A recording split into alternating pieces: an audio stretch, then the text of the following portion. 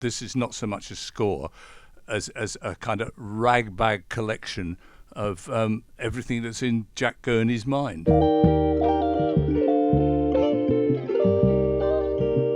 Congratulations on this, which is an epic. Can you remember how you got the job in 1972-3? No. It was a very, very busy time, which I'll get into a little later. But I think the roots of why I got the job go back to 62 to 65 when I was in Cambridge. I was studying Corpus Christi College, Cambridge, and I played a lot of jazz, not with the university band. They were terribly cool. We were very much more like Charlie Mingus's band, and I had a town rhythm section. The bass player was a photographer who worked at Fison's, and my drummer was an electrician who worked for the gas board. Never quite worked that one out. So yeah, it was a bit of an alternative time out there, but at the same time I was vice president of the Footlights. Eric Idle was the president. He and I wrote a pastiche of Handel's Alleluia Chorus, as done by the Beatles, called "I Want to Hold Your Handle," which played on Broadway with Cambridge Circus in '64, and which meant that Eric and I, in the last year at Cambridge, we actually got royalties, which was kind of incredible. Anyway, sorry. So it was quite tumultuous time. We were the year that elected women for the first time as members. It could well have been because Germaine Greer was trying to break the door down. But I'm rather proud that we were the year that did it. So from those kind of satire roots, I came down with Eric. We worked together for a couple of gigs, but then I wanted to be a musician. He wanted to be a writer more. So I ended up doing a jazz cabaret in London's West End, a place called Take One. And the house band there was a bunch of really incredible musicians. Ronnie Ross, Art Ellefson, Bill Lesage, Tony Carr, and Spike Heatley, who were real jazz stars of the London scene. One night, Spike came in and said, "I've been talking to my friend Ashley Kozaks, who he represents Donovan. You wouldn't fancy doing a couple of arrangements with him?" And I thought, no, I'm a jazzer, but why not? I should explain, footnote here, that Donovan, for those who don't know, was an Irish... no, Scots. For footnote to footnote, was a Scots folk-ish singer who... But fortunately, he lived in Ireland. Yeah. And do carry on, John. Yeah, no. So anyway, about a couple of weeks later, we're in the studio with Mickey Most, the producer, and recording a thing called Sunshine Superman, which immediately went to #1 in the States.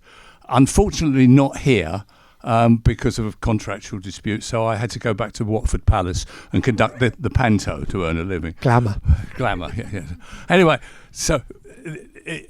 This route is a bit strange, but it does get there. With the result of that, I did a lot of work with Donovan, and then with Julie Felix, the folk singer, who did 39 programmes on the Beeb that I looked after as music director. Then Bobby Gentry, who did another 18, and we then worked with a whole mess of really great sort of folk singers and whatever, storyteller singers. So that kind of embedded a certain attitude, I suppose, in a way. And as a result of it, I landed the job on Poor Cow, Ken Loach's Carol White vehicle, which was kind of strange because we were in the studio recording with a string quartet, Don singing "Be Not Too Hard," which was a Christopher Logue poem that he'd set for Poor Cow.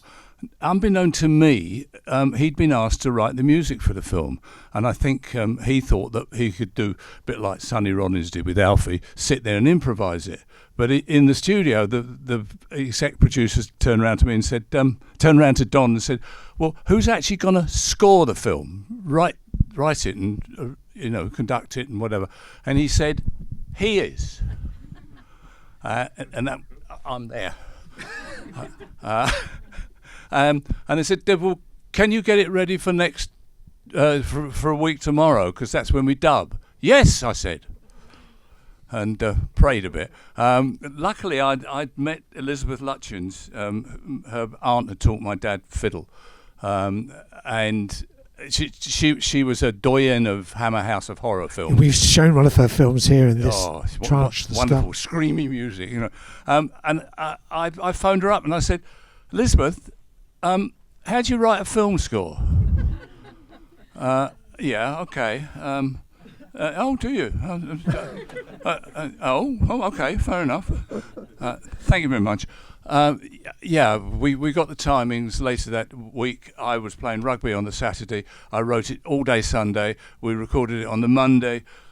Had it copied on the Monday, recorded it Tuesday, and they dubbed it on the Wednesday. And then after that, I found out that film scoring was a little more complicated. Now I'm going to usher you along, because from the Ken Loach connection with Poor Cow, which was your first encounter with movies, you went on to work with him again on Kes, which is one of your most famous films.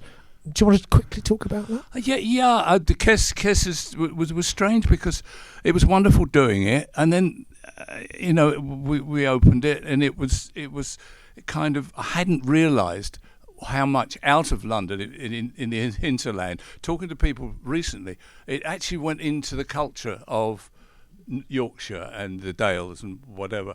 And it was only years later I realised quite what it had become and how much the music had meant to it. And it was a rather wonderful feeling to have. But we're still not at the ruling class. But we're not far. We're not far from, no. My satire roots were still showing, because I got drawn in by Jim Clark. And Ned Sherrin, who was one of the producers, to do Every Home Should Have One, the Marty Feldman piece about taking a right pot shot at the whole business of advertising. And also one that to me is quite relevant these days, The Rise and Rise of Michael Rimmer, which is Peter Cook in it, plays a PR man who sort of winds his way up through the corridors of power and ends up the dictator of the UK. It's really quite prescient. I was kind of ready for the ruling class by then. Now, one of the interesting things about all of this, and including your time working with people like Julie Felix and Cliff Richard and various other people. I didn't ever work with Cliff Richard. You've got a credit for Cliff Richard, though. Have I? Yeah. Oh. Maybe. Sorry, Cliff. Yeah, maybe. But you did a lot with the Beep. You've got a Top of the Pops credit. Oh, well, our version of A Whole Lot of Love, the CCS version, is what they used for the theme tune for years and years and years. You see, you're right. You're at ground zero of popular music in this period, John. And one of the things that interests me, relevant to this, is you didn't seem to have an ego about having your composition. You as a composer, you're happy to do orchestration of other people's work, happy to do arrangements of other people's work, and you do all of that in this. You compose, you arrange, you orchestrate. Yeah. It's about 33 cues of non-stop variety, this film for you. I never had a thing that where I wanted to be just a songwriter or just a composer or just an arranger, and I actually enjoy all the disciplines, and I think the nice thing about working on something like the ruling class is it also involves technical disciplines. So the whole thing of creating, interpreting, and dealing with the technical side of things. There was one moment in it where they sing the duet from La Traviata, and we gave Peter Medak a nice track where a couple of people from English National Opera sang it for him to mime to. Peter decided that it wasn't dramatic enough, so he found himself a recording from La Scala, which was full of drama and full of speed ups and slow downs and hold notes. So da da da da da da da da da da. How the hell do we, reproduce this afterwards? So we it was before computerized things to come in. We had a moviola which we put the music track on with all its speed ups and slow down, and another track of 35mm, and stood there with a felt pen going da da da da da da da blob blob blob blob blob da da da blob da da da blah blah blah blah. As the track went through, got out a hole punch on all the blobs, and we had a click track very early. A pioneering click track there. Yeah. With another fascinating thing about that particular tune that happens quite a few times in the film. How did you manage to find or get a music box sound of it? There's a moment in it where it's played on a music box. Have you ever got any memory of that at all? Not really. I think, but we it's going to come as a big surprise to you when you see it. Yeah, no. We were at the time experimenting a bit. It was very early synthesizer days, so you could get certain things, not a lot. And I mean, Psychomania that we were talking about. We actually did that without any synthesizers at all, but with, let's say, Glock fed through a phase machine. String bass bowed bass with a repeat echo on it. All the little gimmicks that we could put in played it inside of a piano, all that kind of thing. So you think it might when you come to it? Yes. I'll be listening to see whether you did it artificially. You might have done. It's probably Glock and a bit of this and a. It's very clever. It's very clever effect. There's another use of it. You really milk this tune. O'Toole seems to be miming, but very well, playing it on a pipe. Penny whistle. Yeah. Did he do it? No, he went, and somebody actually went. Yeah. Oh, that yes. And that was somebody you got into. That was just one of the fellas. I think the guy who did the penny whistle on Kess, actually. Well, whose name escapes me. Well, keep it in the family. There's a lot of musicians employed on this. They must have given you. They must have given you a bit of a budget.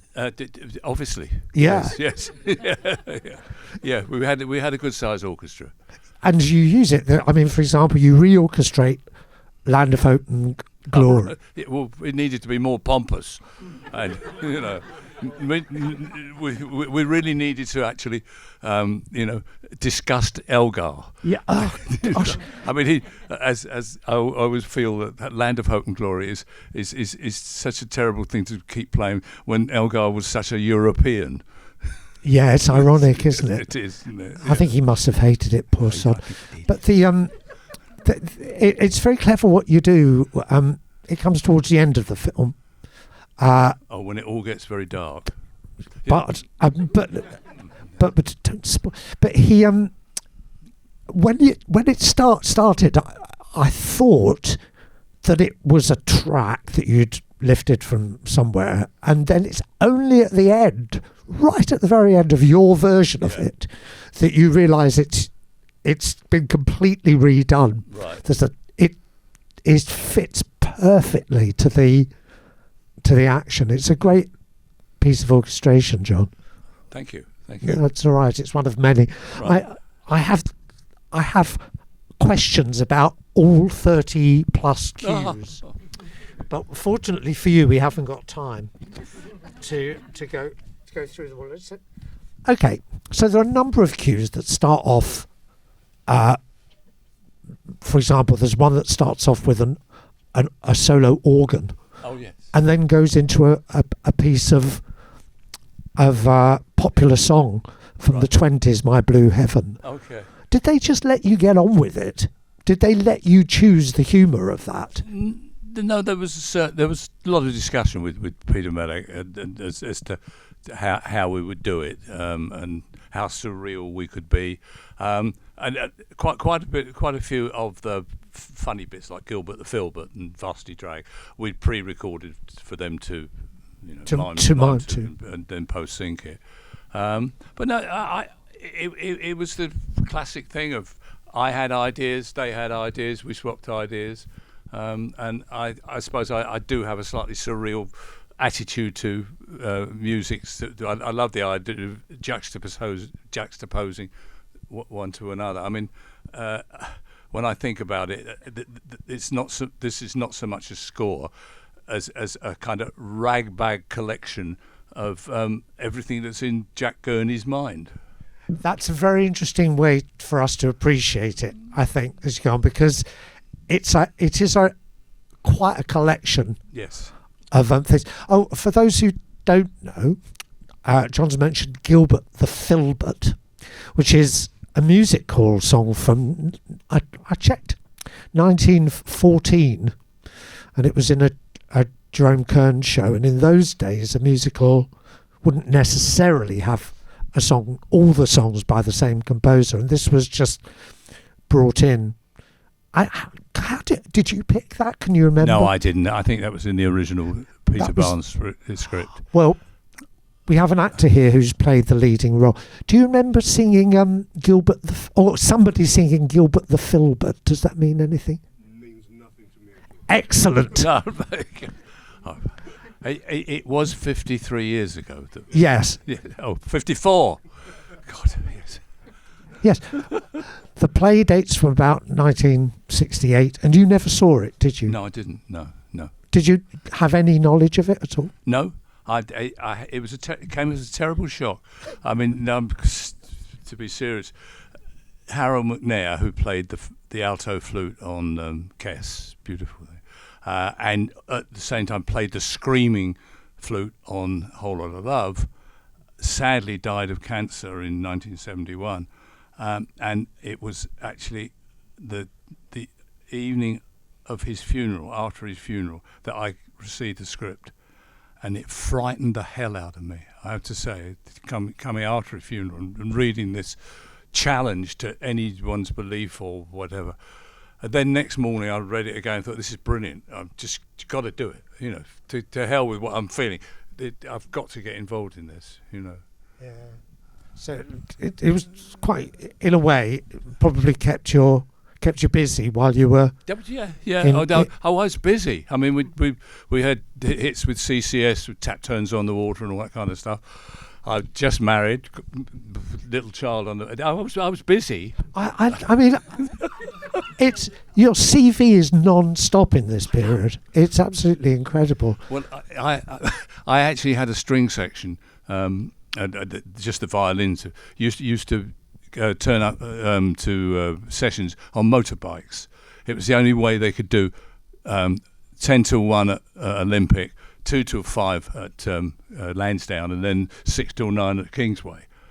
I should mention that all these studios now no longer exist. There are 2 large studios in London left, I think, just Angel and Lyndhurst, and that's it. Yeah. Abbey Road's still of going. Course, Yeah. And Angel closed and reopened. So there's a question I wanted to ask you, which is a touch of class kind of followed on from this. I don't know whether that was connected in any way at all. I'm not sure either. You got your Oscar nomination for that. Congratulations. But there's a film that turned up. I just wanted to ask you what it must have been like to work with Kirk Douglas. Oh, because the film that seems Scallywag. Scallywag is anybody know Scallywag? No, I didn't either. It's fascinating. It seems to have been a version of Treasure Island set in the Wild West somewhere, with Douglas, who directed, produced, made tea, did the business. I have to tell you. Please do. I was supposed to be writing a pirate song with Lionel Bart. Now Lionel was in one of his up and down. We'd have a very successful day. We're really pleased with it. He'd go out, get stoned out of his brain, come in next morning. It's all wrong, and we'd start again. And Kirk was waiting for it to take away to shoot. And I'm making breakfast one morning, and there's a hammering in my flat in Park Crescent. There's a hammering on the door. I open the door, and these piercing eyes skewered me. I thought you guys were professional. I thought I was going to be dead by, So I phoned Lionel up. Lionel, we've got to finish this bloody thing. And we did. So, but I think that's the most scared I've been in my career. Well, did you kind of get on with him? Basically? Yeah, I did after that. I'm fine after that. Once you actually turned up with the goods. That's right. Once Lionel I finished the song, it's amazing. He did shot the whole movie with his legs strapped up. Oh, as a kind of Long John Silver. Yeah. And he was jumping around, and it was quite a tour de force. Not much of a movie, but it was quite a tour de force. Yeah, I didn't know about it at all. I'd never heard of it. Is it? But it's one of these things like Psychomania, yes. Which looks as though it might be a cult. Well, I think so. I remember I did it, and it was one of those. The children needed shoes. Did it, enjoyed it. There's some good performances in it, and thought, okay, next. And then about 20 years later, somebody said it was a cult film on Canadian television at 11 o'clock at night, and it was being forever played. And it's quite weird that. I wonder. You don't know if it's on DVD, do you? It is. Yeah. Yes, it is. Yes. Yeah, sounds like a project for the garden. I mean, it's wondrously preposterous plot about a motorbike gang that commits suicide to come back as vampires. Actually, Psychic, you've screened it here. It has been screened here, hasn't it? Psychomania. Shot in Croydon. And here is the DVD, Psychomania. Yes. Oh. If the BFI's got it. Oh, there you go. Yeah. You're obviously. Fantastic cast with the. Tell me, I've forgotten. George Sanders. Beryl Reid, George Sanders. See, you've got fans.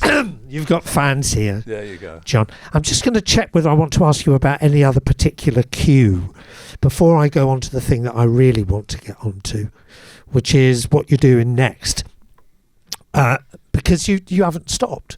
You're still composing. Yeah. Whereas some of us would be grateful of the rest. I suppose because I've spent most of my composing life jumping from one thing to another, going from folk music to television to movies to Les Mis.